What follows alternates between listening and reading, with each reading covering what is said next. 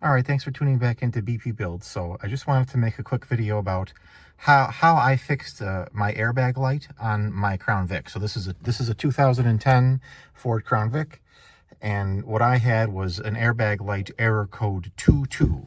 So I just fixed it, and I want to show you how. So with the key in the ignition, you turn it to the run position, turn it to on. The airbag light will turn on, and then it will turn off, and then if there's something wrong, it'll start flashing. So what mine was doing was doing 2 flashes, a pause, then 2 more flashes, and then a long pause. And it repeated that about 6 times. And then the light just stayed on solid while driving the car. So that told me it's code 22. So I did some research on a few forums, and I watched a couple videos, and that had something to do with the driver's side seat, something about resistance. So the moral of the story is right underneath you here, or I guess on the passenger seat, it would be right underneath you about here. There's a white sensor that rides along, that moves with the seat as it goes forward and back. But then there's a permanent magnet that's about a 1/2 inch wide and maybe 8 inches long that the sensor is riding over. So to me, that's kind of acting like a potentiometer, which is going to change the resistance of the 2 wires plugged into that sensor. And in my case, the sensor had cracked and fallen out of position. So I guess if you're in a hurry, check that. But if you wanna see what's involved, you have to remove the seat, because you can't get to it because it's between the trans tunnel here. So my car's got a 5-speed, but if you don't have a 5-speed, that doesn't matter. It doesn't apply to the airbag system. So yeah, that's just a quick intro as to how I fix my airbag light. So now let's go kind of back in time, where I show you the issue and how we kind of fixed it. This is a P7B, so it's the police interceptor model. And in this video, I wanted to talk about, hopefully, if things go to plan, fixing an airbag light. So let me show you what it's doing. I have the key here, so I'm going to put the key in. And of course, it's not making the noise now. But the airbag light is going to flash. So it comes on, does the test, turns off, and then now it's going to start flashing. 1, 2, 1, 2. Now it's going to pause. 1, 2, pause. 1, 2, long pause. So it does this 6 times. So this is telling me it's code 22, code 22. I also noticed that the key chime, when I put the key in, it's supposed to chime. It's supposed to go ding, ding, ding, telling you left your keys in. So I don't know. Oh, there we go. All I did was wiggle this. So that's weird. Now it's chiming. Weird.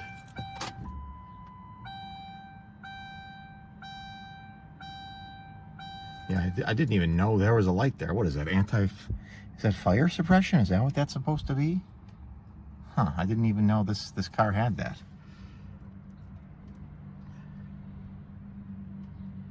Now, 1, 2. 1, 2. Yeah, and you see the tire pressure light is kind of freaking out a little bit too. Okay, so I did replace the ring terminals on that ground terminal, but that didn't fix the problem.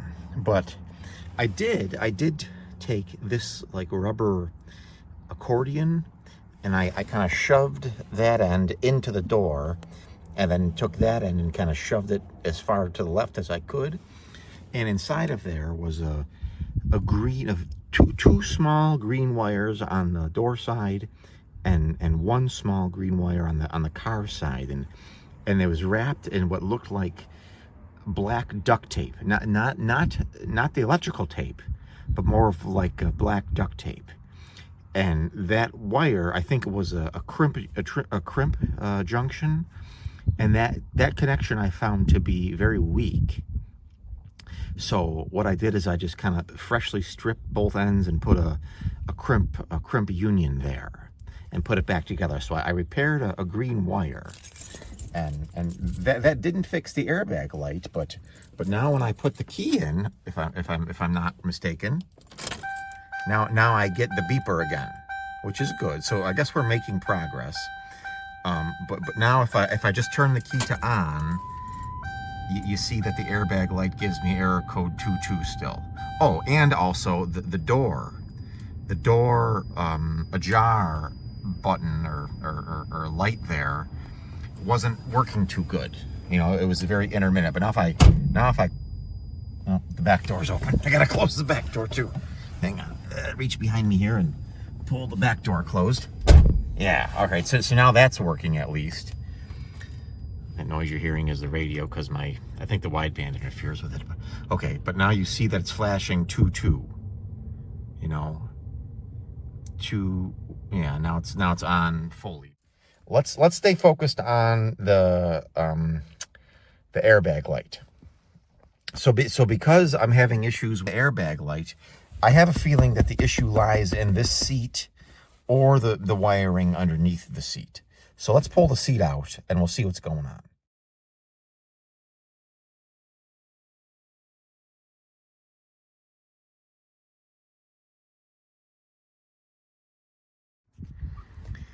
Yeah, all right, I pulled the seat out, and here's, I mean, I don't know how it got so rusty in here, you know? It got very, look underneath.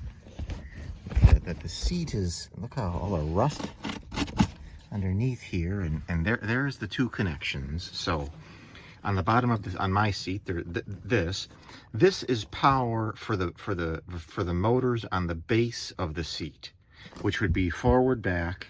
That's two of the wires, and all they're doing is flipping polarity to get the motor to go two different directions. So that's one pair of the 6. The other pair is front up and down, and the other pair is rear up and down. So that's what this connector is. This connector has the recline back and forth, and it also has the airbag, and it also has, I think, the seat belt connector we're talking about. So and then I don't know if you've been watching the channel. So this is a police model, so it has this real thin, you know, plastic rubber floor. And I had bought, when I did the 5-speed, the transmission is just noisy. I made a video about that. So I installed this. This is called Jute, J-U-T-E. It's a carpet pad. So I think it ends. Yeah, it ends right about at the pillar here, but you see how far it goes all the way up. So, and I laid that over the transmission tunnel and across underneath that seat as well.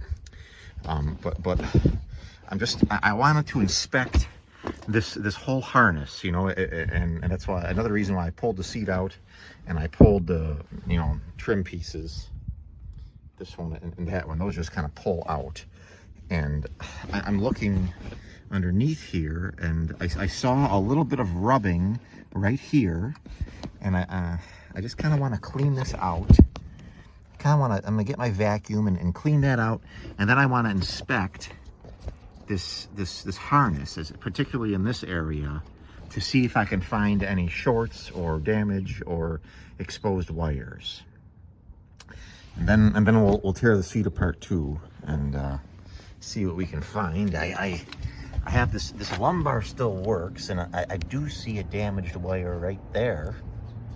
You know, on this lumbar. I never use it, but it still works. You know.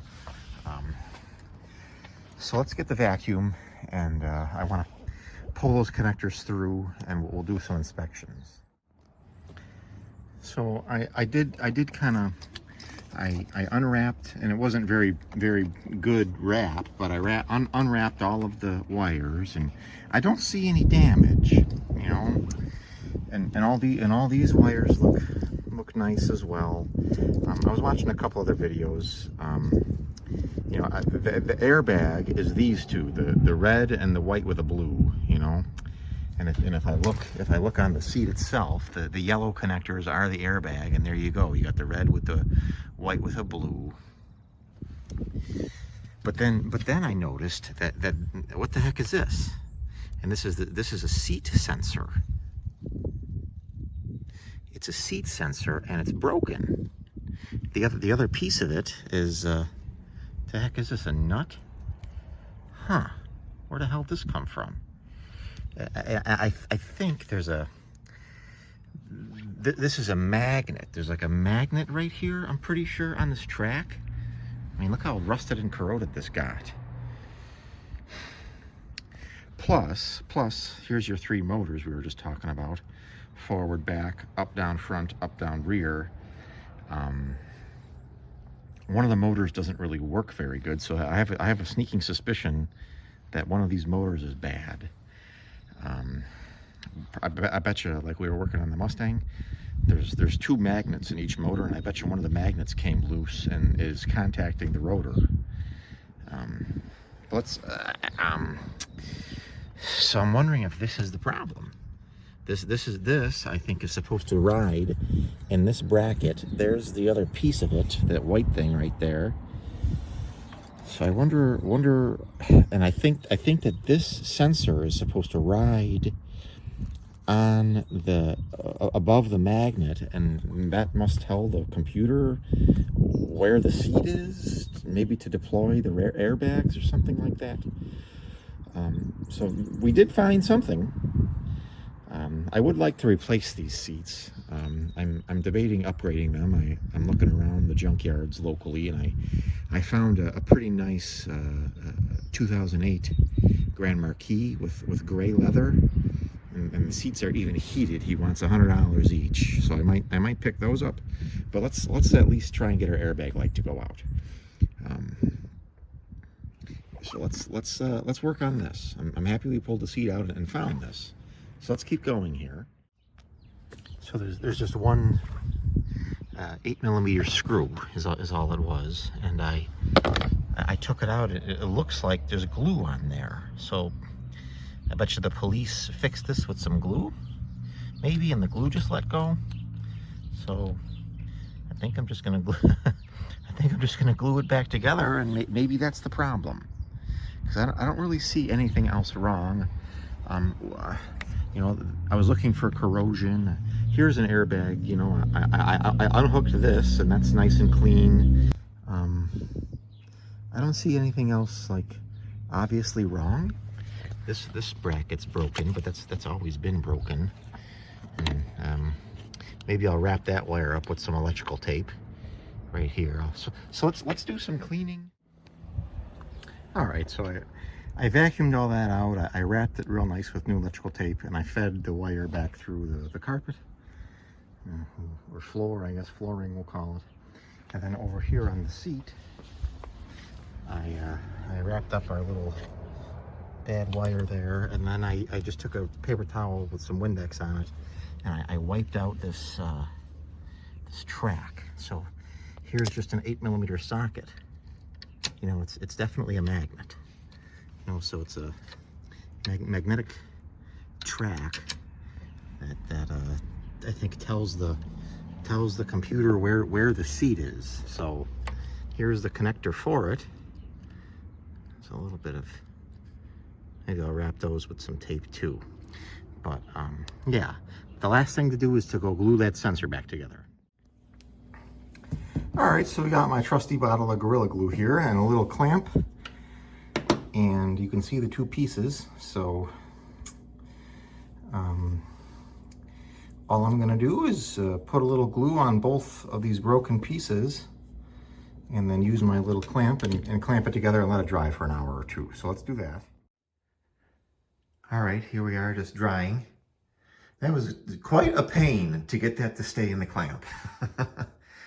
Took me a few times to get it to work, but all right, let's just let this dry. All right, it's a few hours later. So there it is there. So here's the seat belt, you know, so this is the inboard side. So you can't get to this unless you take the seat out, I guess. So, all right. Or maybe if you drop something in there, that's probably how it got broken. Something fell in there and they moved the seat. All right, so yeah. Now let's see how it rides over that magnet, I guess. So hopefully that fixes it. So now let's put it back in the car. All right, so we got the seat back in, all plugged in. So here's the moment of truth. Key on.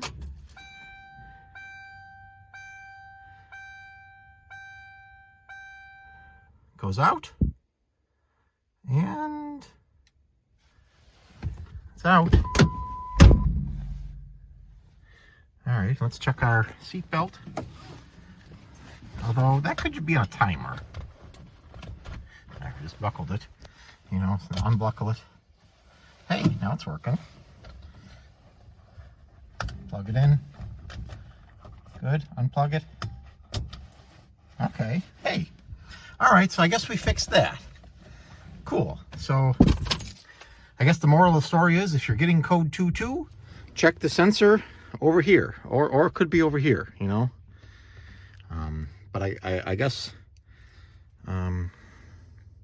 that's all it was. So I fixed it for free. So I was thinking about upgrading the seats in here, but then I was thinking, well, with the 5-speed, I can't use this cup holder, and then like there's two different available seats. There's like a split bench where there's like two armrests that there's an armrest here and an armrest here that fold down, and there's no cup holder. So I think you got to rely on this holder, which I can't use. Or there's kind of like what we got, two buckets with the center console, but the cup holder is like right here. It like flips down in front of the. That might work. That might work. So I guess I'll have to keep that in mind. But all right, at least we fixed it. So I think the next thing we're going to work on is the power locks. I can't figure out why those don't work. So all right. Thanks for watching, and stay tuned for more.